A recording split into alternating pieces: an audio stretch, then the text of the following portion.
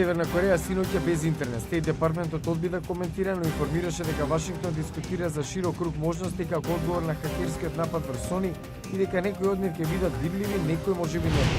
Amnesty International во најнов извештај изнесува дека милитантите на ИСИЛ го користат силувањето како оружје против жените од етничката заедница језиди.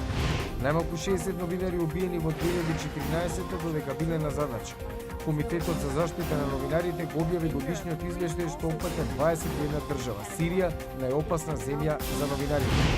Американската економија во јули, август, септември пораснала најбрзо последниве 11 години со ставка од 5%. Објави одделот за трговија. Потекна денот, ветеранот Винс Картер забива со една рака.